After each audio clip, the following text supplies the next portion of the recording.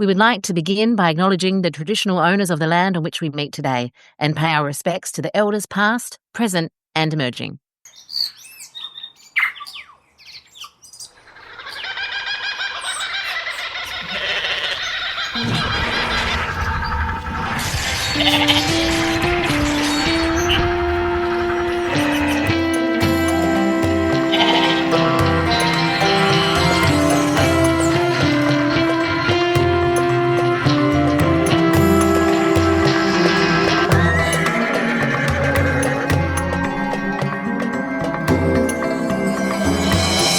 G'day and welcome. Is that what I normally say? So you normally say, "G'day, I'm Shal." That's right, yes. G'day, I'm perimenopausal. And kia ora, I'm Lou. And welcome to Xena Warrior Nutballs. I don't even know where to begin because I'm literally so overwhelmed with joy about this guest. I'm so excited. Yes. I did 15 backflips. All on the one rotation, just non-stop. Yeah. Non-stop, off a cliff, onto a boat. Yeah. Landed perfectly. Yeah. Everything was perfect. Exactly. Yeah. Didn't even ruin my eyeliner. No, not a hair out of place. Nailed it. That's how excited we are. That's how excited we are. And the person that we are interviewing today, he's the magician that brought us that incredible moment in Lost Mariner. Yes. I've figured out a lot throughout this so far, but this is probably one of the biggest moments in my entire life that we got to have this conversation with director of 10 episodes on Xena Warrior Princess, New Zealand legend, Garth Maxwell. Oh, it's quite amazing, isn't it? Like to think, like we started this podcast, we're like, we're going to be interviewing these New Zealand legends. Yeah. But to actually get them, it's like Garth was like top of my list with a gold star beside it. Like Yes. Yeah, he was. And you really know a Garth Maxwell directed episode. Like you do. You can see it, you can feel it. It is like TV today, right? Often the word like cinematic, like TV looks like cinema now, is very common. TV in the 90s was very different. It was like there was TV and there was like cinema, movies. Yes. So Garth Maxwell, as a director, you can really tell his particular episodes, right? He's got a very specific look and feel to them. They're very slick. They're very well oiled. They're almost, not quite, but at times grandiose. They're like cinematic. They feel like they lift out of the screen a little bit and they take you to the movies. And he even says the word movie a couple of times in our interview when he's describing them, because you can feel how much he's thinking of them in that way, which is so cool. It's got that artistry. Yeah. So what are the episodes? Remind our listeners. Okay, so let's start from the start. Let's go chronologically. Yeah. So season 1, we've got Mortal Beloved. Yeah. With Eric Thompson, who we've had on the show. Our mate. Yep. Yeah, man. Then season 2, we've got The Execution and Lost Mariner. Execution has Doug Carmo in it, who we've also had on the show. Correct. Right. And then we've got in season 4, Devi and Endgame. Great episodes. Season 5, we jump to Seeds of Faith, Looking Death in the Eye. And then in season 6, he rounds it out with 3 amazing episodes. So the first one is The Haunting of Amphipolis. Oh, wait, Darian Takel was in that one? Yes, Irene. We've had her on the show. Exactly. And the next one is, Lord help me, it is like one of the best episodes in the entire franchise, The God You Know. Oh, mate. That is visually so spectacular. It's just got so much goodness. Yes. For so many different levels. Like, awesome. Yeah. Fucking great episode. It's queer, it's campy, it's excellent. It's everything. And finally, he rounds out his directorship on the show with Last of the Centaurs. Hey, and Donnie Duncan would have worked on some of these, and also Tracy Henton, makeup artist, has definitely worked on some of these. Yeah, 100%. Hey, so he's like crossed over so many different amazing Kiwis and Australians, and he's had this really cool, I don't know, just like amazing experience across the whole thing. He's seen it from the start to the finish, the entire of the Xenoverse. And it's so important for our Xenoverse. Hey, like this is amazing. There's a fucking director of Xena. We've just we're interviewing a director of Xena, guys. Exactly, and a director that directed some of the most powerful episodes in the whole Xenoverse. Yeah. I know one thing that really excited you, Shao, in it is like the depth of the job of being a director. Yes. On this show. Yes. I found that really fascinating. And he goes in to talk about all the different hats that he had to wear as a director. I had no clue about. I really didn't. Same, absolutely. Yeah. He was like the puppeteer. Yes, totally. Particularly, we have to mention how proud we are being queer co-hosts to have someone like Garth Maxwell on our show. Like what he did in the 90s for queer cinema and queer narratives is just massive. Yeah. He's so courageous and giving and so beautiful that he decided to do those things, tell those important stories and take those risks. Because you got to remember in the 90s, doing things like that was not a career maker, it was a total career breaker. Yeah. And people that were standing up for us and doing things for our community were risking a lot more than what you would today in New Zealand and Australia. Absolutely. And Garth is extremely humble about his contribution, I think, and you'll even hear it throughout the interview. It just adds this really depth and dynamic because what he has done, like Shao said, in the New Zealand queer film. So he wrote and created and directed the short film Beyond Gravity. Came out in 1988 and it's a stunning love story, that's filmed all in Auckland. Yes. It's beautiful, it's wonderful, it's really wholesome, and it's about two men. And this comes off the back of New Zealand only legalizing homosexuality, changing the Homosexuality Law Reform Act in 1986. Far out. So that's barely 2 years after that. So he's writing that, he's filming that during that upheaval and all that time and that change for our community. It's incredible. It's so monumental that he was right at these big moments of history in my country. And I don't have the words for the power, the bravery, the boldness of this person in our community. No, well said, Luke, because it needs to be known as well. Xenites need to know this. This person worked on Xena. Yeah. And that can't just be forgotten. Totally. We've got to speak about this. This guy was pushing the envelope. He was doing this for the sake of this beautiful story between Richard and Johnny. Yeah. This gorgeous love story. And it's so cute. Tastefully done. Yeah. Man, this has to be spoken about. Xenites need to know that that's who Garth Maxwell is. Yeah. That's so cool. Yeah, so he obviously, he got on Xena because he had this incredibly artistic eye, which also went outside of, his stories that elevated the queer community. He had this really incredible movie that he made called Jack Be Nimble. And it's actually recently, in 2022, just been accessioned into the collection by MoMA. Oh, wow. Museum of Modern Art. Yeah. Starring Alexis Arquette. Oh, who we adore. Who we are obsessed with. We talk a fair bit about Alexis, so we'll leave Alexis for the interview. So I think it's important that we talk about Alexis Arquette's pronouns because you will hear us refer to Alexis as a she, and Garth refers to Alexis as a he. So, Alexis Arquette identified as male and female throughout their life and identified as gender suspicious. Yeah. They were also an amazing drag performer, and their name was Eva Destruction. So amazing. Great name. And Alexis actually passed away in 2016 due to complications from HIV. And now Alexis is in one of the best episodes of all time in Xena. And it was really humbling to be able to talk to Garth about that. And I know they've got a really deep connection over the film that they made together, Jack Be Nimble. Just to also put them in the constellation of stars that they live amongst. So Alexis is siblings to Rosanna Arquette, Patricia Arquette, David Arquette. Yeah, powerhouse family, hey? What happened with their parents? Tell me. Yeah, I know. Far out. One thing that I absolutely really want to talk about though, Shao, is Garth's unfeigning absolute admiration for Lucy Lawless herself and her acting abilities. He is so kind and generous about her. Yeah. Yeah. So he's got these tantalizing ways of describing our heroes, and it's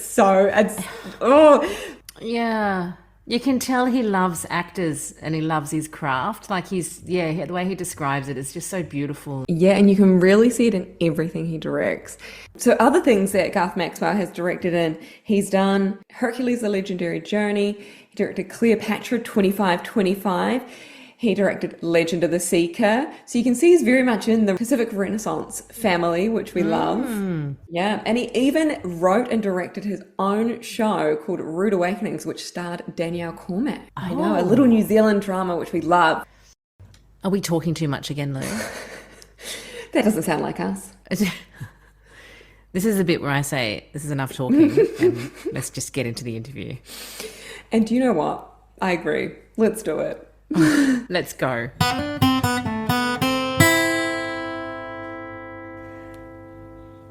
We are deeply honoured with gratitude and pride to welcome our next guest. He's a trailblazing Kiwi in queer filmmaking long before it was celebrated, using his art to make bold statements for queer equality. Responsible for some unforgettable classic episodes in the Xenaverse, please welcome Garth Maxwell. G'day, Garth. Hello, hi. How are you both? How are you? Great. Kia ora, Garth. Great, mate. Thanks for having me.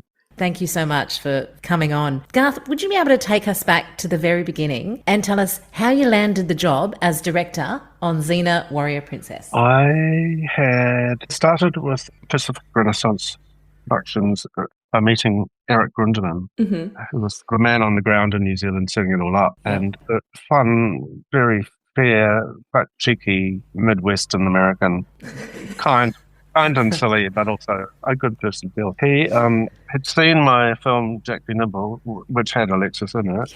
Yeah. And that was kind of got me the gig, really. Wow. No way. I think it was an entertainment-minded story with some momentum, and those aspects of it, he could say to himself, well, yeah, the person is actually quite interested in entertaining people. Yeah, yeah. Xena spun off from Hercules, but then quickly became the favoured child. Yes. And doing the ratings, and it became an expanding, ongoing, wonderful... it was a warm-hearted show, and within that, it was multifaceted, and you could expand each facet as according to your own... Well, you control quite a lot as a director, because it moves so fast, you're actually in charge of a lot of stuff. And it was a big machine, so it just had to stay in front of it, not falling into its, crazy machinery, because everything had to be communicated for so many departments, and you had to keep feeding in answers rather than letting people wait. You had to be on the front foot. That's how I felt. Whatever was required, because the job's always changing. You start sort of casting, you see early scripts, and then you try and formulate within a matter of days what your approach will be. And then you have a production meeting where you sit down with everybody, Rob Tappert, all the heads of departments and all the sort of senior people in each department would be there, and you'd go through, as a director, talk your way through the script and where you saw something significant that required input of more resources and what you could compensate with doing less production requirements, and do a sort of slimmed down thing in order to buy yourself either more time or more resources for some of the, the set pieces that you really wanted to go to town on. Yeah. I would have loved to have sat down in those meetings just to watch the creation. It's amazing. I think it was an unusually, gave directors so much room to move and wanted to know what your thoughts were and how you'd think it out or whatever you were going to do to it. It was a plastic thing at that stage. So if you made early signals about, well, this has to be, done in this way, the overall feeling is this. So immediately heads of departments are thinking, okay, we're in Mongolia. It's winter. It's, whatever the thing is that you're trying to sell. So, or you come in thinking, I see this in Ethiopia, don't you? And then guide all the conversations that way. Can I ask you then, Xena's very episodic with its directors. You guys come in, you go out, you're often picking up on larger storylines and then dropping them off like in and out. But you're also describing like you're coming in and you're able to give like a real big influence as well onto the episodes. That's right. It just depends what's going on. Some of them require the story to continue in, Rome or something. Yep. Other times, for no apparent reason, you're quite happy to relocate. Keep the flavour coming. Give the big department stuff to do. But keep them busy. Always make a big fuss and make it all Get great. the costumes, art department going. There you go, guys.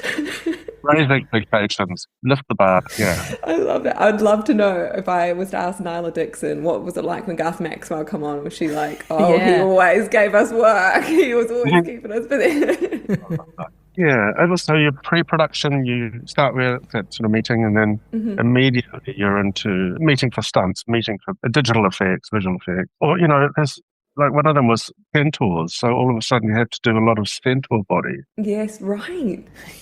Wow, so you got to get your head around that, okay. Gee.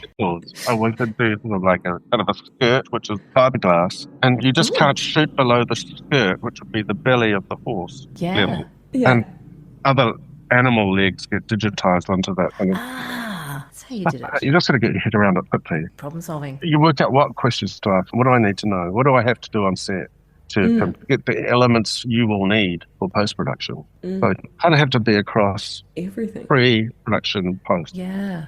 And thinking, always your job as a director is just gathering material for editors. Yeah. Yeah, that's massive. Cutting in your head, always cutting in your head. Like, what's this going to cut to? So what's that? Can we do with that other camera? So the geometry shooting are always in your mind. So the set is like, how, what? You're giving me that, you're flying in that. Yeah. So I can do this and that, but I can't do, back. Well, we could do an element for that. Okay, so we're going to do an element for that angle. So those are the conversations you're trying to have really quickly so that you can get them off your desk. Yep. In production now, they're being made, whatever the departments are. And that's the time you turn to your actors and try to meet them as they arrive from wherever. But really glamorous people came in for parts. They're just, so Hollywood, like knockout, you're kind of amazing. And welcome to our chin shed. And then doing some rehearsals, and scripts are being revised. Were scripts being revised during rehearsals? Like you just go, cut that, put that there? Or was that more of a table read thing? Look, I wasn't really a big one for improvising. Yeah. Unless the people who had that right, like Lucy, Yeah. But trying to minimize chaotic developments on set, if you like. Yeah. Because they just absorb energy, and it's always a bigger question than you can contain. Like, what does that do to the theme? So I tried to minimize surprises, other than having, when you're shooting, so that's when there's room for like lifting it and kicking it around. Yeah. But really, you're on track to. This is the thing you have to put in production. Yeah. It's a well-oiled machine. Totally. Well, you're coming in to put these, get this puzzle piece ready to go into a larger puzzle piece that is like this really complex, often like season-long storyline for us. So it makes sense that you try to minimize chaos. Oh, just all directions different. I'm a bit averse to too much chaos because I guess I come from post-production editing. I was an assistant editor. Yeah. And so that was all about having a plan, and it worked really well if you had thought about your cuts in advance. So I'm digressing, but I tended to be more locked in than some people. But that was really because I wanted to schedule all the shots to get through them. So I knew I'd got my sequences. Yeah. So trying to be in front of that process, And thoughtful for the editors as well. Oh. Yeah. And I imagine the people on set, like Donnie Duncan would have bloody loved that, I imagine. Like to be able to know what we're doing each day, how we're going forward and what you want it to look like. That's excellent. It's really very orderly and comes up with such beautiful results. Yeah. So you've talked about pre and post, but I'm really interested in the days when you're actually filming and you're on set and you've got all the actors there. Are you able to describe what an on-set day looks and feels like for a director of Xena Warrior Princess? Yes, I can say that for me, I would tend to be up around 3:30. Oh my goodness. In order to sit down in the absolute peace and quiet and work out my shots, starting with the first scene. And I draw little stick figures and have all that information. I thought it through, but with all the latest information, like exactly what was available to me.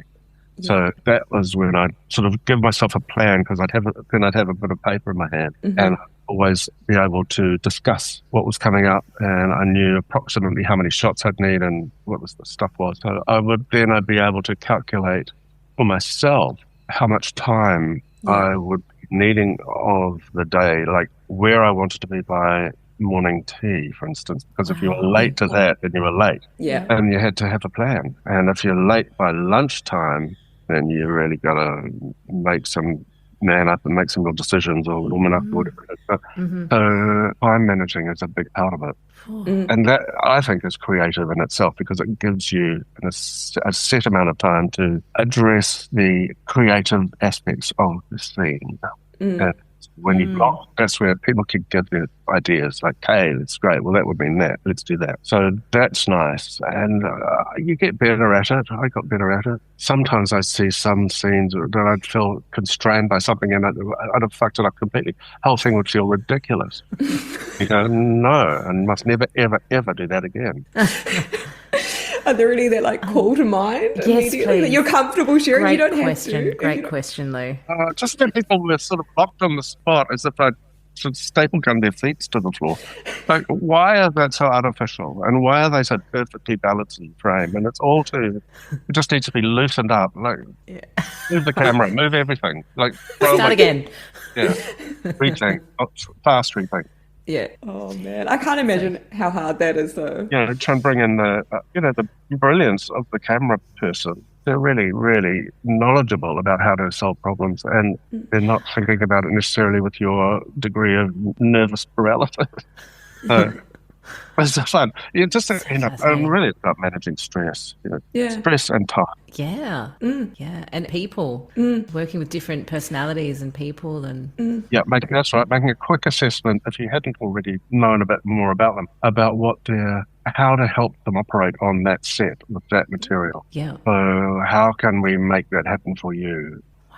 So then you get their good stuff, right? If you respect their boundaries or enthusiasms, and you go, okay, I hear you, thank you, I can do this with that, then you're engaged. Yeah, that's right. It's a collaboration. I'm not on screen, they are, and I want them to be fabulous and look fabulous. That's it, yeah. And have fun with it, and or be emotionally demanding of themselves. It's like emotional stuff. I mean, some of the situations were so epic. But also, if you could manage the tone correctly, even though it was borderline preposterous, it would still have a great emotional resonance, Yeah, absolutely.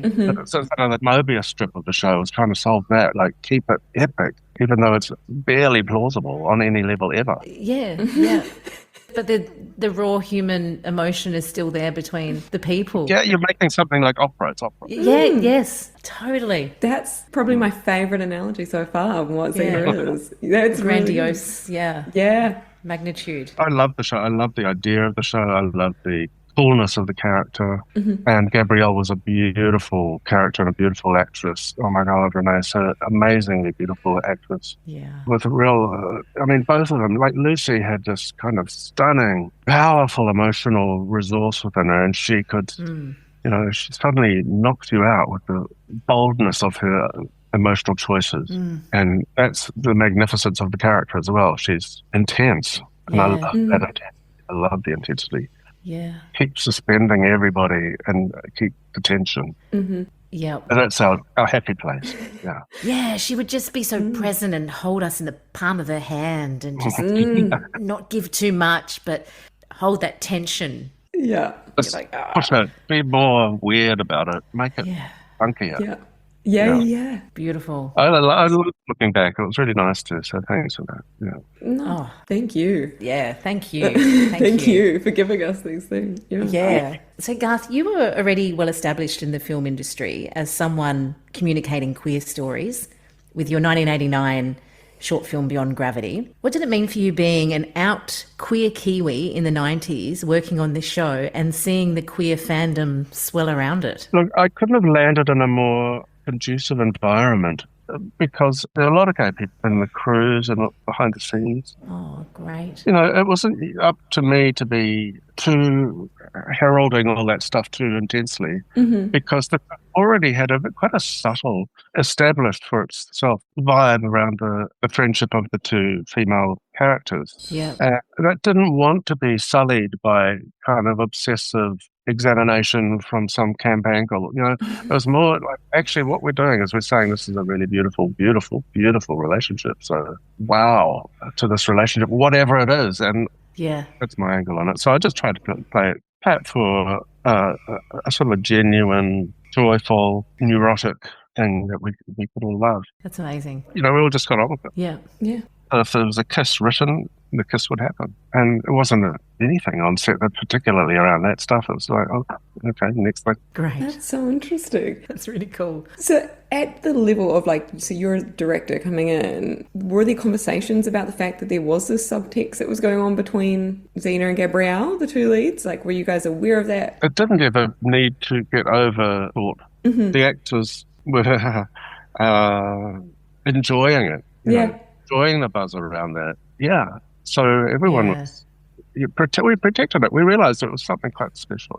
So I think there was a sense of communal achievement around it and a sense of wanting to protect it from being misconstrued as sort of slutty or sensational. Or having that sort of lens. Yeah, but it doesn't mean that we couldn't be playful with it. And there are moments, great shots of scorching intimacy between them. Yeah. At the same time, full of happiness or respect. My gay work was kind of separate. Like I tend to try and do gay character or some gay style and something, whatever I was. Yeah. But on Xena, it wasn't the reason I was there, and it came out sideways anyway. I mean, everything I did had something been going on. Isn't that funny that happens? It really, you just think, I'll just be in this area and I'll just, we're all good. And then suddenly it's like... Root that up. Yeah. It's like the gay gods just go, ding, you'll do that job today. Yeah. And then you've got a cast like Alexis, who's just really enjoying all the performance beats to the max. Wow. But, so that's another tonal thing. That you're doing this storyline that's kind of got a knockabout comedic silliness and a pleasure in silliness, even though it's Caligula and all this sort of dark. It wasn't. He was actually a lovable performer, a lovable Caligula. 100%. Just stunning, beautiful, and I don't know what I'm talking about now, but I think we're just talking about Alexis just puts me in a dream state as well. It's just like what a beautiful human. Just visually and creatively, just and so sort of shockingly like big featured. When he. The mouth, the amazing shape, and his plasticity of how he used his face, because he was a club kid from LA, really, who was doing pose and craziness. So, and he'd worked with puppets on Chucky movies and things like that. So he understood craft. Yeah. So he had really nice turns and really and movement. Yeah, a very confident sort of use of his own body and face and stuff within the characterizations. Very confident. Speaking of Alexis, you directed season 6, episode 12, The God You Know, which is a riot of an episode, what we're talking about. We love. Yep, the great Alexis Arquette as a high camp Caligula, and the famous Gabrielle and Aphrodite kiss. What are your memories of working on that episode? Look, it was, what's the word for it? It had a lot of opportunities for me for indulging my pleasure, I guess, shooting things like Gabrielle's dance sequence. Yes. Up on shields, and she's got fire, little goblets in her hands, and that was fun. And then there was other scenes in that kind of Caligula palace had similar, you could really design them and enjoy the studio for what it was, a really workable space. And I was able to populate it with, as kind of deliciously ancient Roman extras, as we came up. And I was allowed to put, like a gay couple of little beautiful courtiers wrapped around each other on the stair behind Caligula. Yeah. Nice. I mean, I don't know how much they're in it, but I was really happy to have some, Flair, just a couple of lovely looking people dallying with each other. Stunning. So, that sort of stuff is fun for a director, where you get to try it out. See if you get away with it. Exactly. I love that. But you're doing them a service. So you're not destroying it, you're elevating it. Yeah. And it can't be bothered going through the bureaucracy. They can find out about it in LA once it comes in for the cut. Yeah. And hopefully you've got a gay person who's in the edit room going, we'll keep that one there for some history. Yeah, zoom in. Everyone contributed to all of that. So you've mentioned working with Alexis Arquette. I've read multiple quotes about how much you both admire and enjoy working with each other from each side, which is so lovely. And specifically, one from Alexis was that she said that you two are good friends, and she really wanted to come and be on the show because it was so corny. Like, yeah, I guess, do you have any specific memories about working with her and on this episode, or anything you wanted to share? Well, I'd done a movie with Alexis, and Yeah. that had not, due to a number of peculiarities, which were kind of lethal to the movie, it just vanished. And so that he hadn't had any real result from that, but it's just gone on to be really recognized. But we had that experience together and we trusted each other. So it was just a matter of letting him have a play. And he devised a Caligula that was quite distinct from Malcolm McDowell's version, which was the Bob Guccione, schlock horror porno version of the Caligula story. Right, okay. That was a prevailing one in culture. So, but he was really delicious and quite, playful in a sort of a batty way. So cool. That's a wonderful episode. It's just to play with the Roman figures. It's just like... I mean, I really loved Aphrodite too. Because she was what a great actress, Alexandra Tydings. Just so sort of loopy and... Oh, yeah. She's a big fan favourite. We adore her. Sort of potty. It's delicious. Yeah, she's like a sort of a little bauble sort of flapping around on the set. Looking incredibly sort of delicious. But with no one home. Yeah. She really captured a great performance there. And Alexis, so, everyone is doing this quite high-key stuff. And Lucy, I think, being around those, she chose quite theatrical and bold deliveries and moments for Saba, which is, was, tricked out as a sort of like a charioteeress. Yes. Celtic sex god. Yeah. We love it.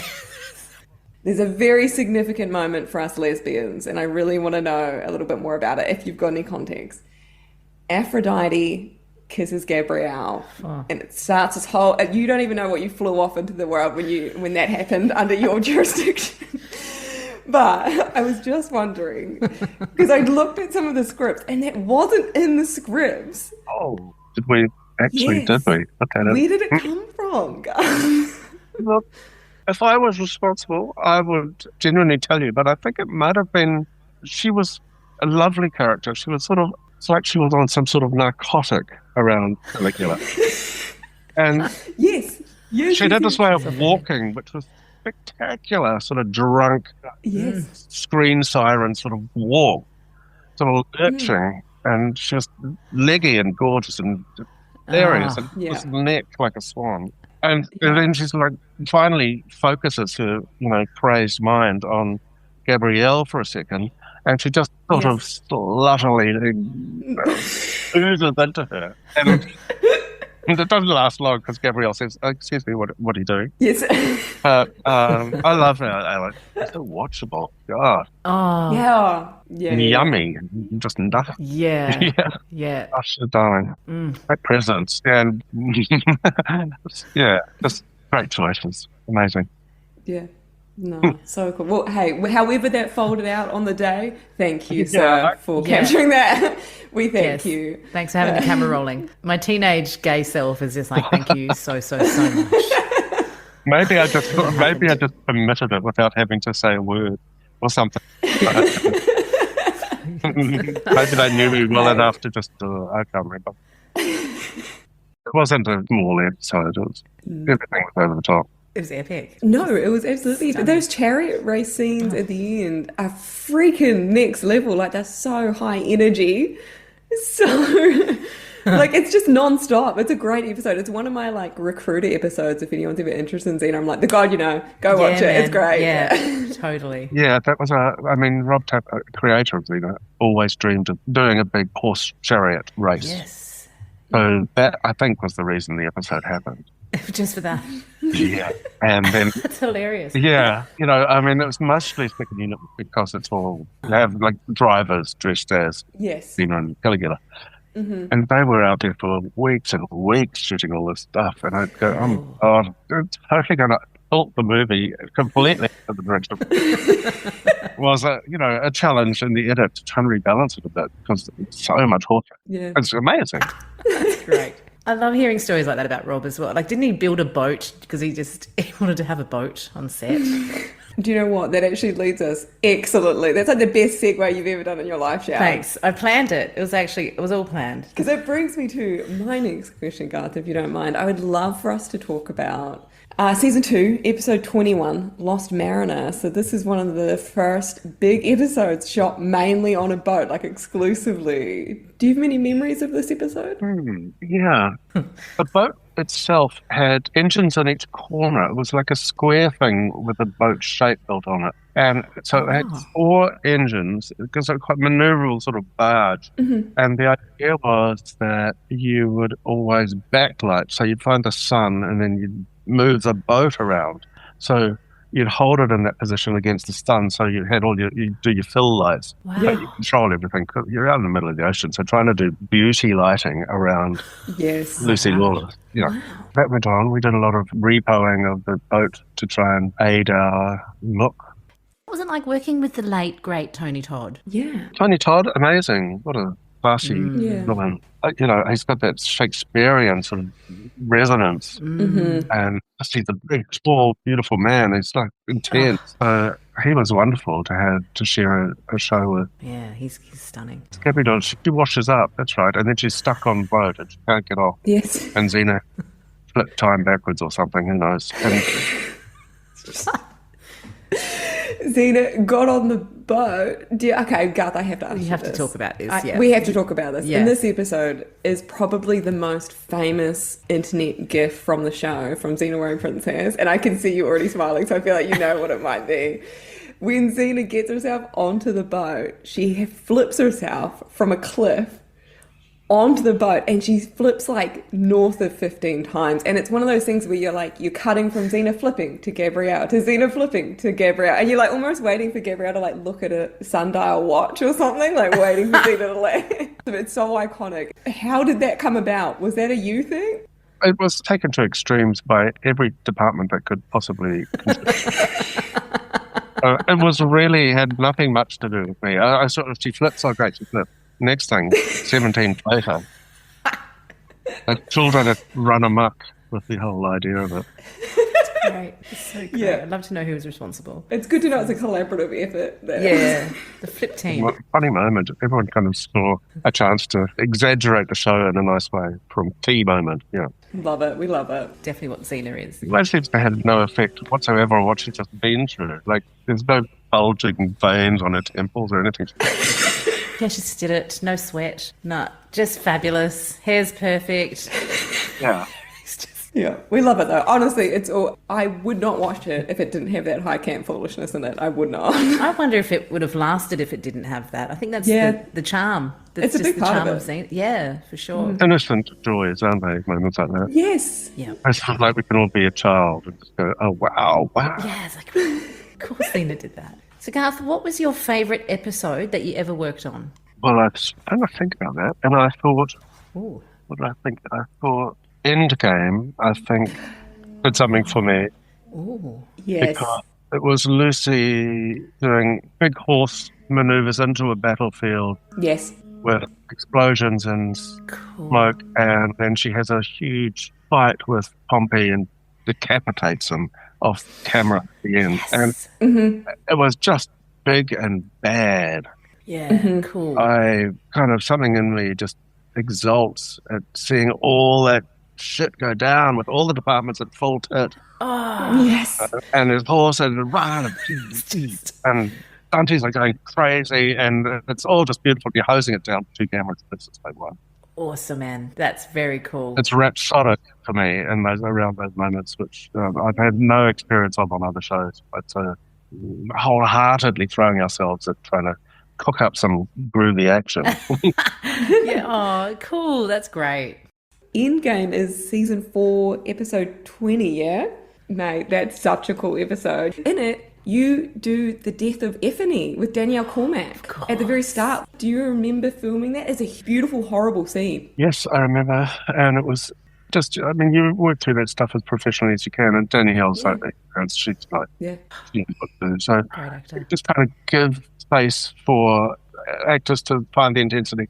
And you want to converge the camera with that stuff so that when they're really smoking, you're really coming in. So that's the idea, to engage, get closer, always getting closer somehow. Wow. That's such a cool moment. Like, you really feel the intensity in the end when Brutus kind of strikes her. It's so, it's a real war scene. I felt quite a pang of emotion when we did her funeral pyre. Yeah. Because all the Amazons were sort of grieving, and they were, donated by Douglas Wright, a really fabulous choreographer. Yeah. And can you give them make it more of a community wailing? So that kind of happened. And then just a really nice moment for Lucy and Gabrielle to step forward as we crane, and that whole foreground of this body being absolutely shredded with the amount of gas being pumped through it from underneath. Yeah. And then they stay emotional, tearful action here. You got long lens on that. Oh. Again, you get a tingle because you think this is out of control. Yeah. Yeah. Significant. Just so big. It's so big. It's come together so well. Yeah. Far out. That is just excellent. That's It is. It's so significant. It feels like the season closer because it's like such an epic feat. And then you're like, wait, hold on, we've got 2 more of this season. It's so massive.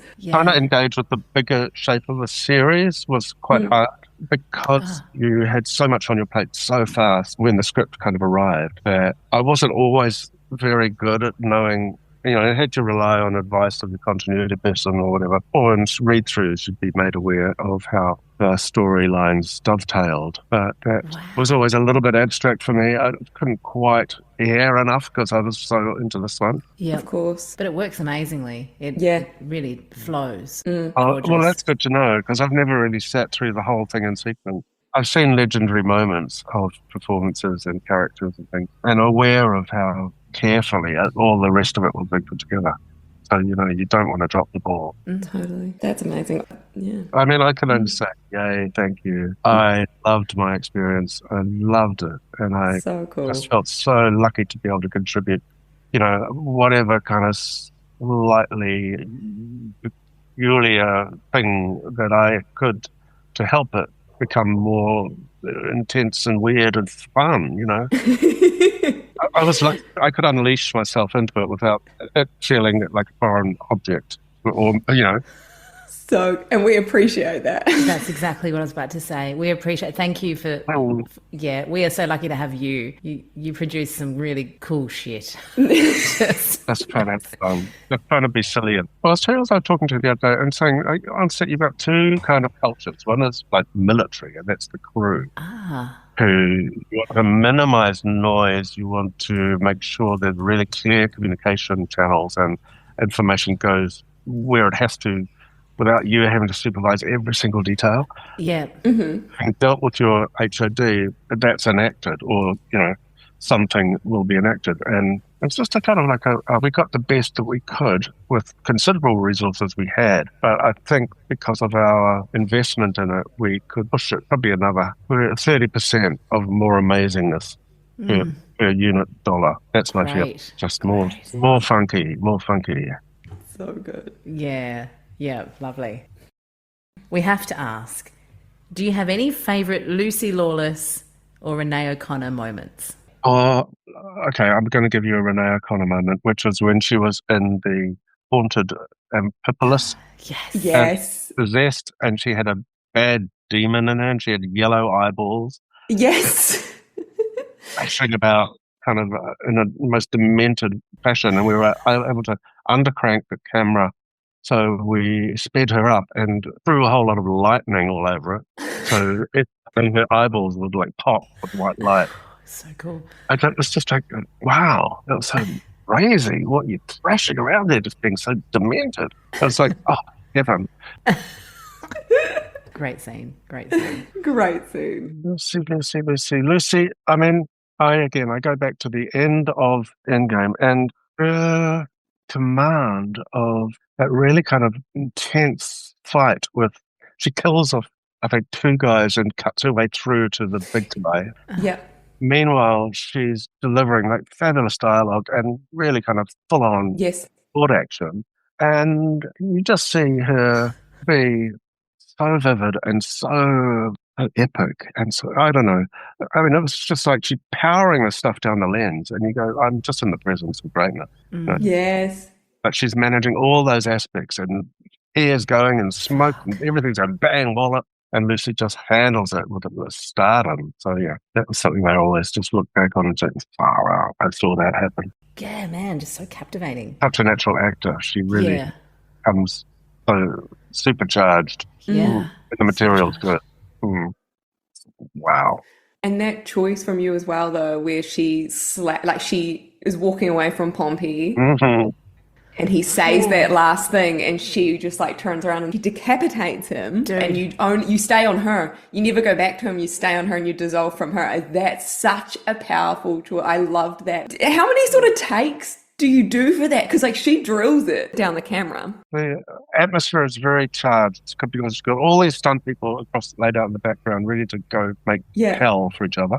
And you've got smoke pots and explosions located across that background for Lucy. So Lucy's foreground, and that's your background. Yeah. And you're tracking like this around her, and you're coordinating, or your first AD, brilliant, Anna Gunderson, was coordinating. She's got a marker here, and she sees that's number 1. Okay, she'd go, and 1, go, boom. Tracking, and 2, boom. And 3, boom. And so you've got all these staged safe disasters going on with stunts around the background. But it's also pivoting around Lucy as the foreground interest, and so because everyone's in a state of anticipation and carefulness, you're still working with amazing sort of late afternoon light that's sort of making the smoke just go nuts. Gee. So you don't want to do a lot of takes. You just want to do. We just wanted to get it. And then to get things like the rehearsal would have been done at low intensity, keeping the performance back. And that's when all the stunt aspects would be rehearsed and found to be safe enough to go forward. Wow. So probably the first or second take, I don't think we'd have gone much further. Really? So it's just on. It's just on. That's so cool. Everyone finds it. They find that focus. They're okay, it's this time. When we're in. And you just do it. That has to be one of my favourite scenes of all time, when Xena, Warrior Princess, jumps on Argo and is going through the battlefield. And you can see it's like, obviously it's a stunty at different times, but like the explosions, like it's not CGI, like it's actually going off. I don't know. It's mind-blowing that's like being produced in the 90s in little old New Zealand. How incredible. I mean, for me, it's like, I like the idea of melodrama, which is music and drama. And there's some truth to delivering melodramas like heightened emotion, drenched in music. And that's what we could get to on Xena and scenes like that, because, the big, you've got slow-mo on the horses, boom, boom, frontal, done on a tracking vehicle. You've got all these angles cut together with the actual horses and the actual explosion. I love that analogy. That is just beautiful. The melodrama, it reminds me of like the classic Greek plays. Like it's just heightened human emotion with just drama, and it's big effect and leaving space in the music for the effects. And then bring the music back in, so you're not fighting yourself. In a way, it reflects sort of like how we are as queer artists as well. Like a lot of what we put on in stage, and it has that aspect. Like I feel it's a queer thing. Heightened, big. Yeah, it is. Yeah. Enjoying the suspense, like letting things drag on a bit too long. Making sure you've got your maximum gratification out of it as a director before you let it. Because it's such a. There's all these other people will have authority over you. Just turn in your edit. So if they're really going to think, too far, then they can. It's too much. There you go. That's my best. No, but they don't always cut it back. That's what I'm saying. It gets through. So you just have to believe in yourself and know that indulgence that you're giving yourself in quite a private way on set as a director is actually a great way to represent a wider demographic who share your diversions or whatever it is. Share your angle. It can be called too much, it can be called other things, but it's the basis of a lot of entertainment. Just It's fabulous. Tripping around the edges of what's allowable. Thank you. So, Garth, we have to ask you, we ask all our guests this question. What are your thoughts on a reboot, a revival, or do we just let Xena lie? We're interested to know your answer. I mean, I would be interested. I'm always interested to see what he comes up with.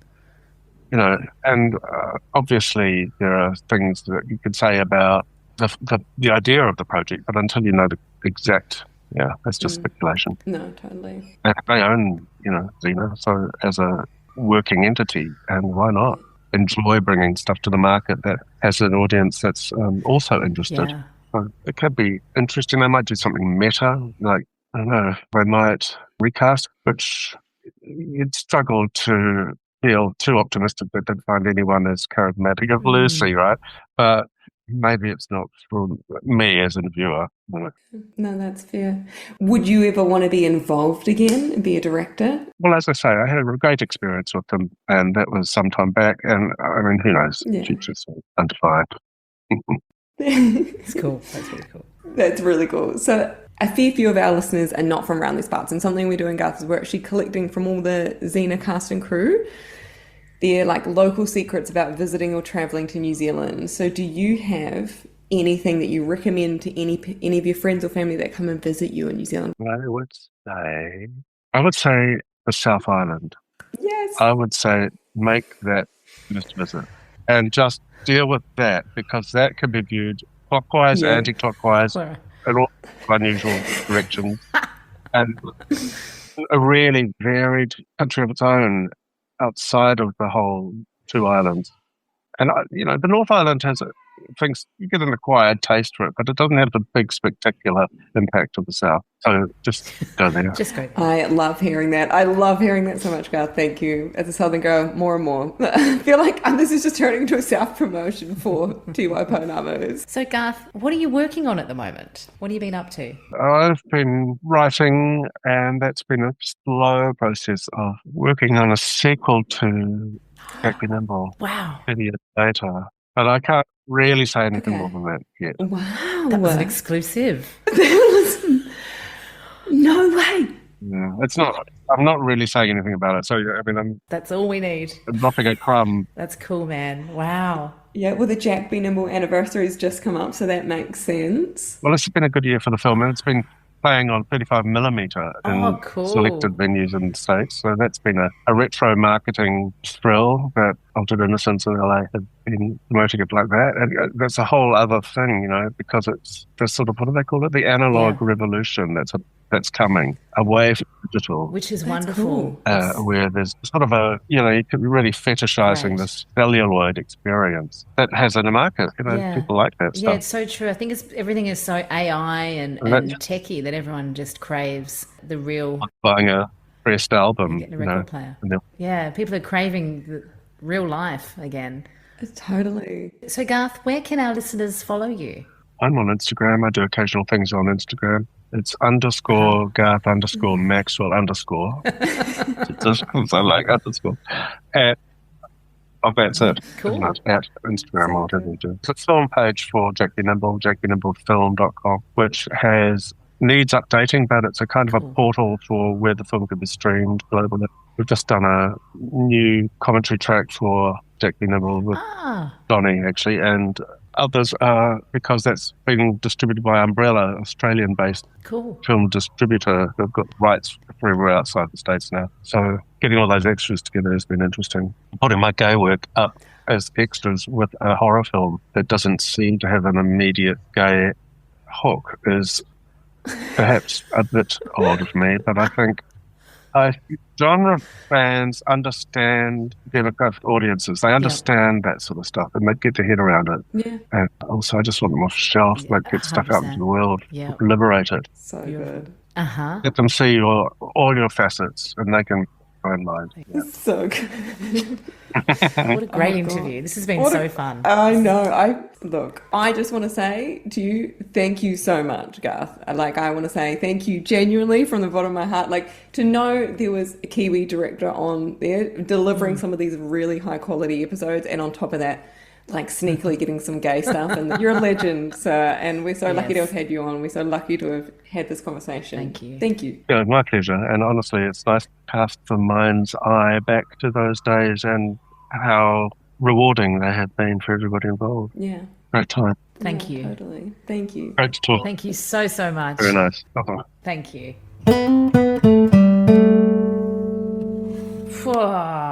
And he was Garth Maxwell. And he was Garth Maxwell, the legend. Oh, I was like on the edge of my seat going into this. I was so excited. I didn't even have a clue how much better it would have been like when we actually did it. He's so funny. He's so nice. Yes, and the role of a director on Xena. Like, we just got the lowdown, man. Mate, far out. Like, and how he just talks about curating all these different people going and sitting down and going, okay, getting up at 3:30 a.m. and going, I know. Okay, I've got to get my storyboard down. I've got to see my vision and I've got to give people roles and it needs to be clear and it needs to be concise and there's no room for chaos.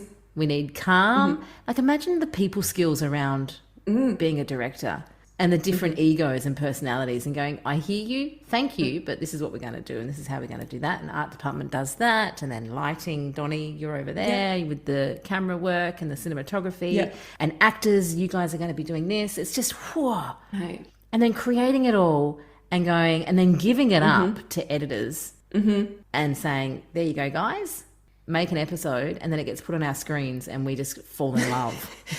Totally. And to be able to do all of that, I think you really need a stable base, a grounded center, and he very much has that. Like, you can really sense, I got a real sense of like calm and collected. Yeah. Like an edginess, like a real like fun, like fieriness that's underneath there, but just a very like reliable consistency that comes through him. And you see that in his episodes. He delivers every time. Whenever Garth Maxwell's at the helm, it's a good episode. Yeah, and it's beautiful that he's just got that skill to contain his glorious creativity to go, okay, this is what I'm going to do with it. I'm going to put it over here. This is going to create that. He's like God to us. It's creating. And that's God, man. Zeus, even. And we're just like all the little like Xenites going, ah. Like it comes on the screen and we're just like, whoa.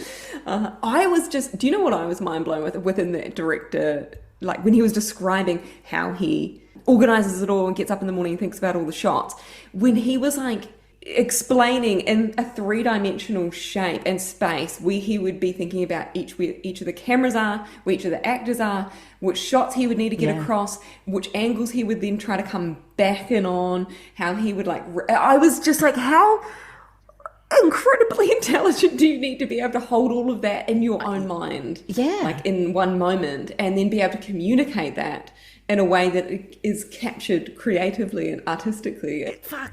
I agree. It's mind-blowing, hey? And to be so chill about it. And then to have this artistic flair over the top of it all, where we can clearly see it's a Garth Maxwell episode. Like, just that energy that he puts over. It's like, it was interesting how he was saying, oh, you know sort of about the storylines that have been before, but you're just really focusing on what's in front of you and telling the human stories and using the human emotion, even if the episodes were so bizarre. Sure. Yeah. You're fighting a demon and whatever. It's like it's still in there. So powerful. It is so powerful. It is so powerful. And so grateful, hey? As Xena fans, like, what a gift that we had, Garth. Wow. So excellent. Like, definitely those 10 episodes that they are all really, really, really excellent. And he's responsible for Ephony's dying scene. If anyone hasn't watched Endgame, you need to go watch it right now. But also that scene, that opening scene, I feel like rewatching it. How he described it, how he was like, you follow the intensity and you get tighter and tighter and tighter onto it. Ugh! It's like you feel it. You feel it because it's just like, it's this, it's just so beautiful and so sad and so tragic. I'm sorry for my weird noises.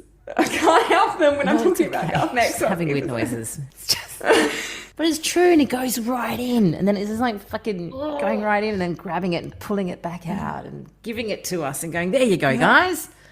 Wrench your heart out. Danielle Cormack's gone. Fuck. Danielle Cormack. Hey, if you're listening, Danielle Cormack, stop shouting out to everyone. And he's also responsible for the flippin' flips, mate. Cool flips, bro. Can you please say that in your accent? The flippin' flips, mate. See? That was good. I can't believe it was a collaboration. Like the art department just cut sick on it and just went, yeah, we'll just add like 15 more in. But one thing I didn't want to talk about is how I loved hearing from a queer person's perspective that was right in amongst directing some of these like episodes which had intense like subtext through lines within them or subtext moments flash through them. The main thing I just want to say is that I loved to hear the dignity that he spoke about it with and how much they wanted to honor the fact that there was this really deep connection between the two leads, Gabrielle and Xena, and that they kind of wanted to protect that, wanted to nurture that, wanted to cultivate it, but wanted to do that in a way that honoured the fandom and the base that was there for it. I loved that. That was really cool. Yeah, me too. Me too. As a non-OG that wasn't there at the time, it made me have a whole newfound respect for the people that were creating the show. Yeah, and to say that there were a lot of gay people that were working on the set as well, behind the scenes. That was really cool, man.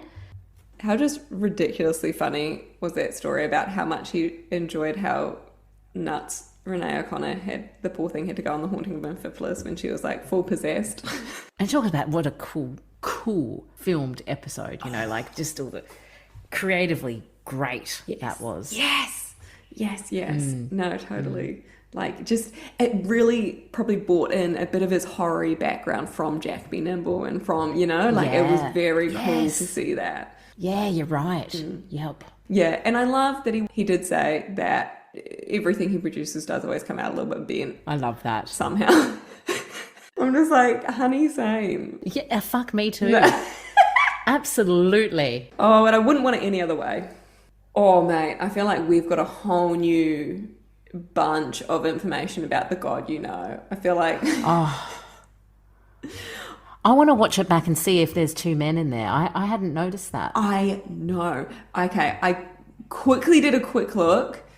And yes. I think we need more eyes on this. I think we need some Xenos to help us zoom in and find some gay men in the background of the... Yeah. Actually, shout out to the gay boys. I think the gay boys need to have a good look. Their gaydar is going to be way better than a bunch of lesbians. Sorry. It's true. No, it's true. Totally. Okay. It's so fucking Somebody true. Find that, screenshot it, send it to us, help us out. Let's celebrate Garth's good work. And Alexandra Tydings, how did he describe her? As a floating bauble. It's so true. The money I would pay to be described as a floating bauble. I want to be a floating fucking bauble. It's just so... And then when he was like, and then you can just sluttily walk over. I was like, yes, she can. It's perfect. He just knows human beings. He knows characters. And he knows what the viewers want. And we do want just like a floaty Barbie cross god, just the cruising around. She's the best. Alexandra Tydings is amazing. I love that he gave her such big props for her performance because she deserves that. She is a stunning actress. She really is. And she's such an intelligent human being. Oh. Like listening to her talk at the con, like she's one of those people that is a hysterical juxtaposition. I know. She's like so highly intelligent. But you know, I see Aphrodite like that too. Like deep down, like the emotional intelligence of Aphrodite, she knows everything. That's true. You know, she knows exactly what's going on, but she plays it like she doesn't, you know, which is such the typical archetype of what a clown is. Like a clown is this beautiful, loving character. That's so true. And pretends that they don't really know what's going on, but deep down they know everything. That's so interesting. I love that. While we're on the topic of Alex. Yes. We can't just brush over the fact we spoke about the kiss between... Gaphrodite! And how Gabrielle pushes Aphrodite off her and is like, no, I'm married to Xena, I can't. But wouldn't take ownership. So who the bloody hell did it? I know. Who is responsible for that kiss, Xenites? I know. Let us know. Please. We need to know these things, yes. And if I'm wrong, if it was in some of the last scripts or another form of script and somebody has it, please send it to us. We want to know. Yeah, guys, come on, reach out. So don't forget to like, share, follow, tell your friends. Come on, Xenites, spread the word. Yeah. Leave us a scroll. Mm-hmm. Check out our website, xenawarriornutballs.com. We're on Instagram and Facebook, and listen to us on Spotify, Podbean, Apple Podcast. Yeah. Cool, man. That's it. That's it. Ka kite anō. We'll see you again soon. Battle on, Xenites. Mate, we totally forgot to ask Garth Maxwell about the most important scene that he ever shot though. What? Which one? The one where possessed Gabrielle and Devi licks Xena's face. Shit. Do you think we could ring him and ask him? Yeah, let's get him back on. Do you reckon that one was in the script or he just like, they just fast Dude, and loose? it was not in the script at all.